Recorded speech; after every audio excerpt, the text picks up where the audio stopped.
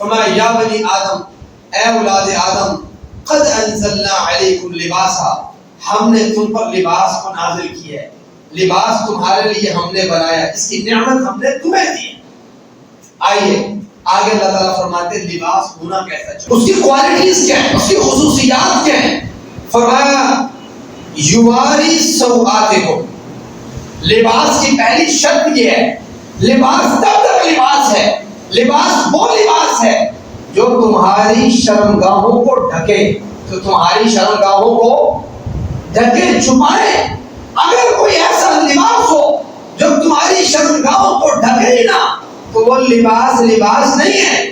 یواری سوآتکم، شرمگاہوں کو ڈھکنا مرد کے لیے صدر کو کائنات کے پیغمبر نے جو ڈیفائن کیا ہے، وہ مرد کا صدر یہ ہے کہ گھٹنے سے لے کر انسان مرد کے ناف تک یہ مرد کا صدر ہے۔ یہ بیوی کے علاوہ کسی شخص کے سامنے وہ ظاہر نہیں کر سکتا، ایون اپنی اولاد کے سامنے۔ یہ صدر ہے، اس میں کوئی گنجائش نہیں ہے ظاہر کرنے کی۔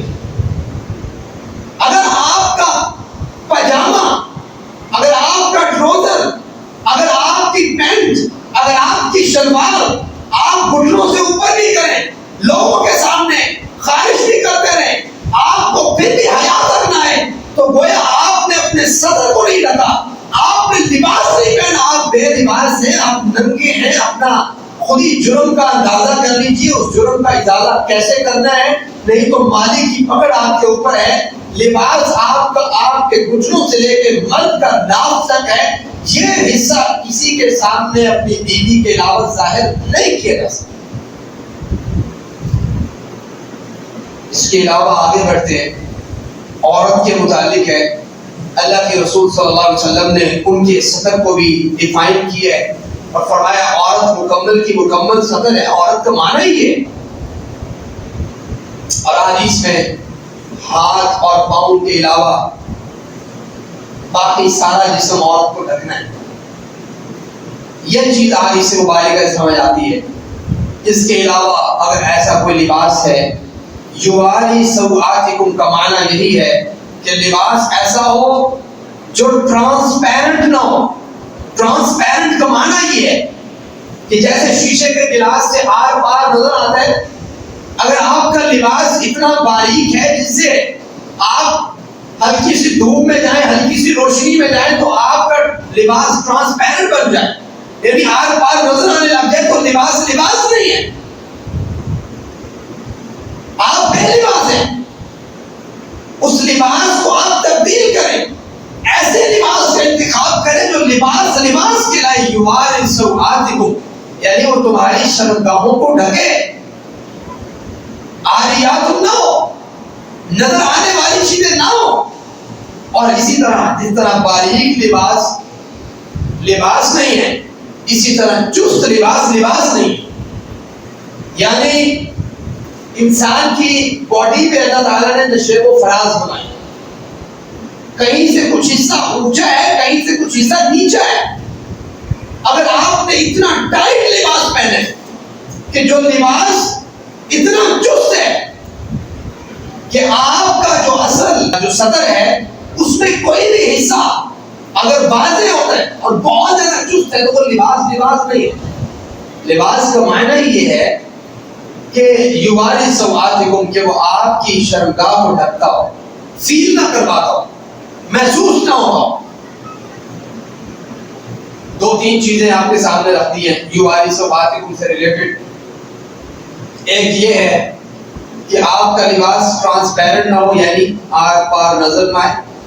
دوسرا یہ ہے کہ وہ لباس جو ہے اتنا چست نہ ہو کہ وہ آپ کے نشیب و فراز کو محسوس کروائے، وہ مرد ہے تب بھی، عورت ہے تب بھی۔ اور اسی طریقے سے لباس اتنا مختصر نہ ہو کہ وہ آپ کے صدر کو ہی نہ ڈھانپے۔ یہ تین چیزیں آپ نے یواری سوآتکم کے اندر یاد رکھنی ہے۔ اگر اس میں کچھ بھی کم ہوتا ہے تو لباس نہیں رہتا۔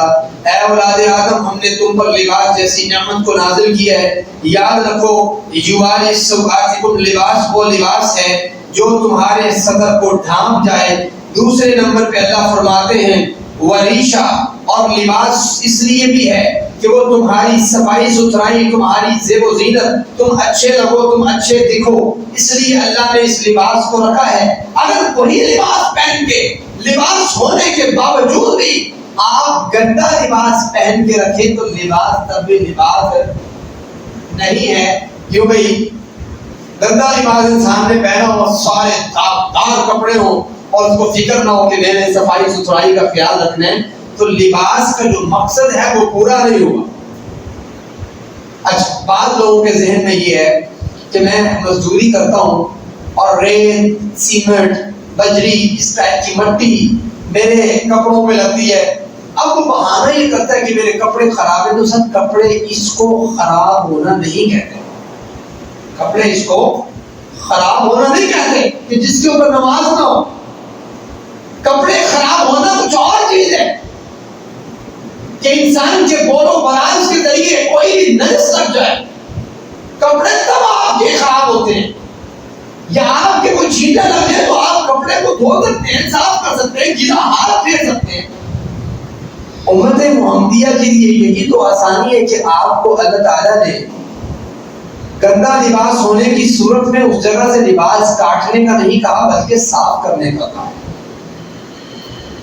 تو یہ چیز ہے، اللہ تعالیٰ فرماتے ہیں دوسرا مقصد یہ ہے وریشہ، زیب و زینت۔ اس کے اندر ہی کچھ لوگوں کا سوال ہوتا ہے کہ دیکھیں جی میرے دل میں یہ چیز پیدا ہوتی ہے کہ میرا لباس اچھا ہو، میرا جوتا اچھا ہو، تو اس بارے میں کیا کہنا ہے اسلام کا؟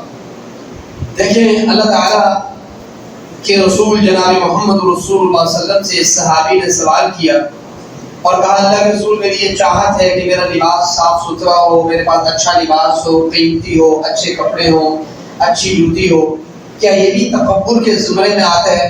نبی کریم صلی اللہ علیہ وسلم نے فرمایا دیکھیں ان اللہ جمیل یحب الجمال، اللہ تعالیٰ خود بھی خوبصورت ہے اور خوبصورتی کو پسند فرماتا ہے۔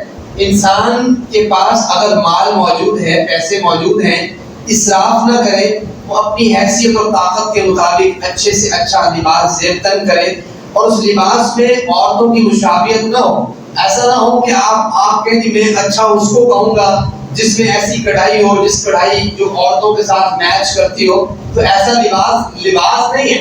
تو عورتوں کے ساتھ مشابہت والا نہیں پہننا، باقی آپ اچھا لباس زیب تن کریں، یہ تو اللہ تعالیٰ کو مطلوب ہے۔ وریشہ، زیب و زینت تو چاہتا ہے اللہ تعالیٰ، اللہ تعالیٰ خود خوبصورت ہے، وہ چاہتا ہے میرے بندے بھی خوبصورت صاف ستھرے بن کے ہیں۔ جیسے جمعہ المبارک کے لیے پیغمبر کائنات علیہ السلام کا اسپیشل حکم ہے کہ بھائی آپ لوگ جو ہیں اچھے سے اچھا لباس منتخب کیا کریں، اپنے لباس 3 4 5 جس کے پاس ہیں اس میں سے دیکھا کریں کہ اچھا صاف ستھرا لباس کون سا ہے، یہ لباس میں جمعے والے دن پہنوں۔ تو یہ ہے وریشہ، زیب و زینت۔ بلکہ اسلام میں تو یہ بات کہیں گے الطہور شطر الایمان، کہ طہارت و نصف ایمان کی طرح ہے۔ انسان طہارت سے ہو، پاکیزہ ہو، صاف ستھرائی کا خیال رکھے۔ تو یہ ہے دوسری چیز لباس کی خصوصیت جو ہونی چاہیے۔ اللہ کے رسول صلی اللہ علیہ وسلم نے جب اس آیت مبارکہ کو پڑھا تو اس میں آگے یہ بھی ہے، فرمایا دیکھو وَلِبَاسُ التَّقْوَى ذَلِكَ خَيْرٌ، تیسری چیز کہ تقوی کا لباس سب سے قیمتی اور سب سے خوبصورت لباس ہے۔ اس سے قیمتی اور اس سے خوبصورت لباس کوئی نہیں ہے۔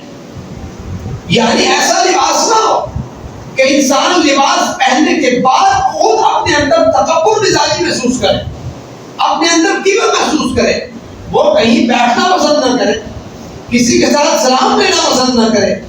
ایسا لباس پہنو گے تو یہ لباس مالک کو پسند نہیں ہے۔ وَلِبَاسُ التَّقْوَى ذَلِكَ خَيْرٌ، تقوی کا لباس سب سے بہترین لباس ہے۔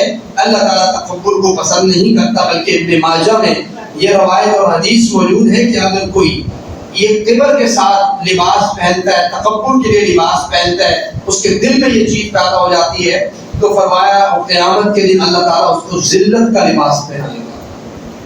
اور اسی طریقے سے تقوی کا لباس وہ لباس ہے جس میں اسراف نہ ہو۔ آپ دیکھیں ہمارے کتنے ہی بھائی اور کتنی ہی بہنیں ایسی ہیں جو ذہن یہ ہوتا ہے کہ جتنے میرے لباس ہیں، 10 لباس ہیں تو 10 لباس کی رنگت کے حساب سے 10 جوتیاں میچ کرنی ہیں میں۔ اور 10 جوتیوں کی رنگت کے حساب سے میں نے اپنے ہار کو 10 ہاروں کے مانند کرنا ہے، اور 10 ہاروں کی مانند میں نے اپنی لپسٹک کو 10 رنگت میں کرنا ہے. تو یہ کیا ہے؟ اس کو اسراف کہتے ہیں. اللہ تعالیٰ فرماتے ہیں کلوا واشربوا، کھاؤ پیو، اچھی بات ہے، ولا تسرفوا، اسراف نہیں کرو. یہ نہیں ہے کہ ایک چیز کی ضرورت اور حاجت بھی اس کے بغیر آسانی سے آپ کا گزارا ہو سکتا ہے، آپ صاف ستھرے رہ سکتے ہیں، اچھا ہے. خام خواہ آپ دیکھ رہے ہیں کہ دوسری جگہوں پہ مال کی ضرورت بھی ہے، آس پاس اڑوس پڑوس میں آپ دیکھتے ہیں حالت بہت زار ہے، پھر بھی آپ جو ہے اپنا سارا خرچ اپنے لباس پہ اور اپنی جوتیوں پہ لگا دیتے ہیں. مالک کو یہ پسند نہیں ہے.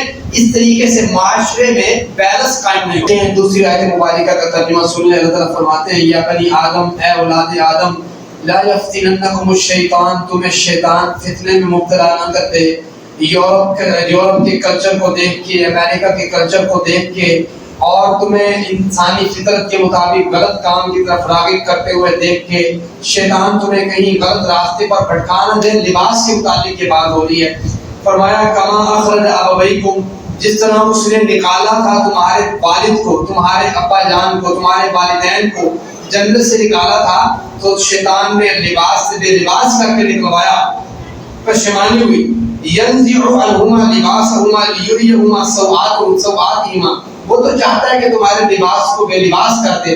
دیکھو شیطان کو اللہ نے اتنی پاور دی ہے، انه يراكم هو وقبيله من حيث لا ترونهم، وہ تمہیں وہاں سے دیکھ رہے ہیں جہاں سے تم اسے نہیں دیکھ سکتے.